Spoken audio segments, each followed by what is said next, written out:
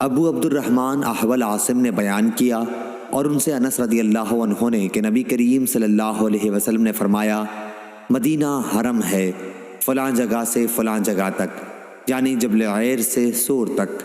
اس حد میں کوئی درخت نہ کاٹا جائے نہ کوئی بدعت کی جائے، اور جس نے بھی یہاں کوئی بدعت نکالی اس پر اللہ تعالیٰ اور تمام ملائکہ اور انسانوں کی لعنت ہے۔ صحیح بخاری حدیث نمبر 1867۔ عبد الوارث نے بیان کیا، ان سے ابو طیاح نے اور ان سے انس رضی اللہ عنہ نے بیان کیا کہ نبی کریم صلی اللہ علیہ وسلم جب مدینہ ہجرت کر کے تشریف لائے تو رسول اللہ صلی اللہ علیہ وسلم نے مسجد کی تعمیر کا حکم دیا۔ آپ صلی اللہ علیہ وسلم نے فرمایا، اے بنو نجار، تم اپنی اس زمین کی مجھ سے قیمت لے لو، لیکن انہوں نے عرض کی کہ ہم اس کی قیمت صرف اللہ تعالیٰ سے مانگتے ہیں۔ پھر حضرت صلی اللہ علیہ وسلم نے مشرکین کی قبروں کے متعلق فرمایا اور وہ اکھاڑ دی گئیں، ویرانے کے متعلق حکم دیا اور وہ برابر کر دیا گیا، کھجور کے درختوں کے متعلق حکم دیا اور وہ کاٹ دیے گئے، اور وہ درخت قبلے کی طرف بچھا دیے گئے۔ صحیح بخاری حدیث نمبر 1868۔ عبد الحمید نے بیان کیا، ان سے سلیمان بن بلال نے، ان سے عبید اللہ نے، ان سے سعید مقبری نے اور ان سے ابو ہریرہ رضی اللہ عنہ نے کہ نبی کریم صلی اللہ علیہ وسلم نے فرمایا، مدینے کے دونوں پتھریلے کناروں میں جو زمین ہے وہ میری زبان پر حرم ٹھہرائی گئی۔ حضرت ابو ہریرہ رضی اللہ عنہ نے بیان کیا کہ نبی کریم صلی اللہ علیہ وسلم بنو حارثہ کے پاس آئے اور فرمایا،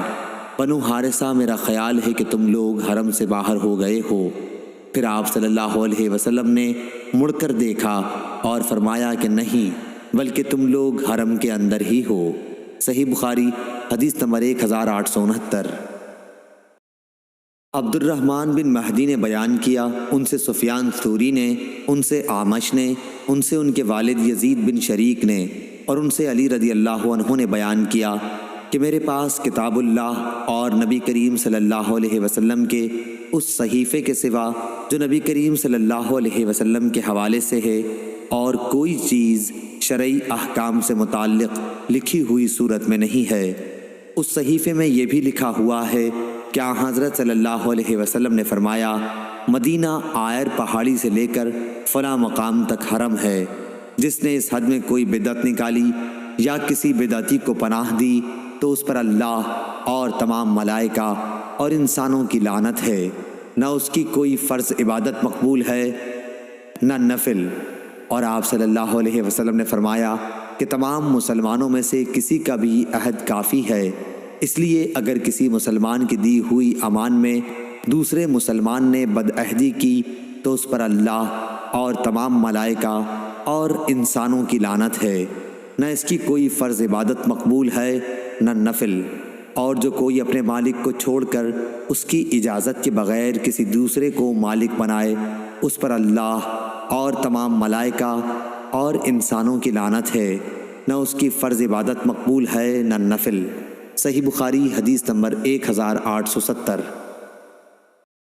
یحییٰ بن سعید نے بیان کیا کہ میں نے ابو الحباب سعید بن یسار سے سنا،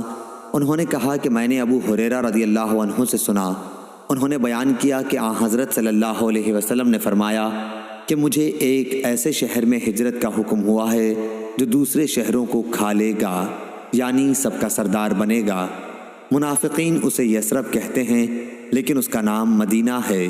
وہ برے لوگوں کو اس طرح باہر کر دیتا ہے جس طرح بھٹی لوہے کے زنگ کو نکال دیتی ہے۔ صحیح بخاری حدیث نمبر 1871۔ عمرو بن یحییٰ نے بیان کیا، ان سے عباس بن سہل بن سعد نے اور ان سے ابو حمید سعدی رضی اللہ عنہ نے یہ بیان کیا کہ ہم غزوہ تبوک سے نبی کریم صلی اللہ علیہ وسلم کے ساتھ واپس ہوتے ہوئے جب مدینے کے قریب پہنچے تو آپ صلی اللہ علیہ وسلم نے فرمایا کہ یہ طابہ آ گیا۔ صحیح بخاری حدیث نمبر 1872۔ امام مالک نے خبر دی، انہیں ابن شہاب ظاہری نے، انہیں سعید بن مسیب نے کہ ابو ہریرہ رضی اللہ عنہ فرمایا کرتے تھے، اگر میں مدینہ میں ہرن چرتے ہوئے دیکھوں تو انہیں کبھی نہ چھیڑوں، کیونکہ رسول اللہ صلی اللہ علیہ وسلم نے فرمایا تھا کہ مدینہ کی زمین دونوں پتھریلے میدانوں کے بیچ میں حرم ہے۔ صحیح بخاری حدیث نمبر 1873۔